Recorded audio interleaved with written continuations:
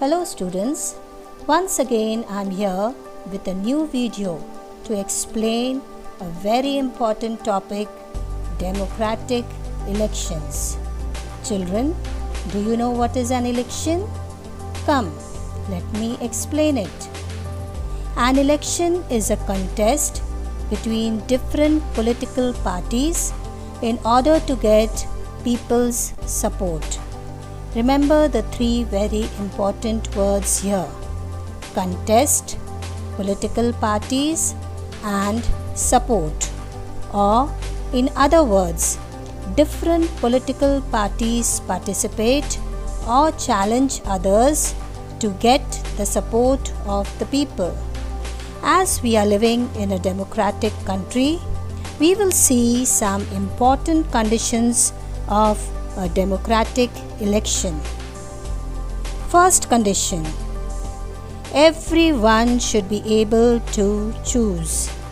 This means everyone should have one vote and every vote should have one value. The second condition is there should be something to choose from. Parties and candidates should be free to contest elections and should offer some real choice to the voters. Third, the choice should be offered at regular intervals. Elections must be held regularly after few years. The fourth condition: the candidates preferred by the people should get elected. And last, or the fifth one, very important, elections should be conducted in a free and fair manner. Remember, elections have to be conducted in a prescribed procedure. So, what are the different steps to be followed to hold an election? The election procedure starts with the announcement of dates. After the announcement of dates, the candidates file their nomination papers. Then, these nomination papers are scrutinized on a fixed date. Then, the incomplete or incorrect papers are rejected by the Election Commission. If the candidates want to withdraw, they are given a specific date where they can withdraw their names. After the withdrawal, the final list is prepared and election symbols are allotted to the candidates. You know now, there are different symbols like Panja, Kamal, Charkha, cycle, and many more. When the list of the eligible candidates get printed by the returning officer, the different political parties launch their election campaign to canvass for their candidates.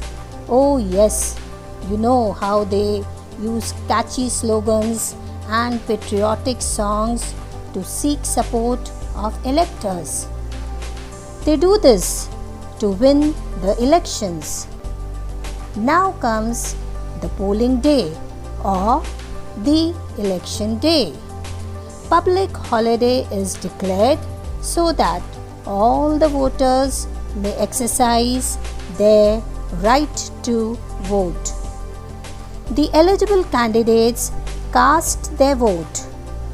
After the election is over, the counting personnel are appointed by the election officer who, at the fixed place and at the fixed time, start counting them in the presence of the returning officer. And finally, after counting the votes, the election officer declares the result. And of course, the candidate who secures the highest number of votes from a constituency is declared elected.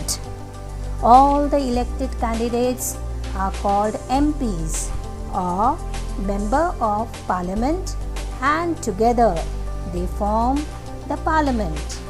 Remember, these are the people who play an important role in forming the national government, controlling, guiding and informing the government, and above all, making laws for the country. Thank you.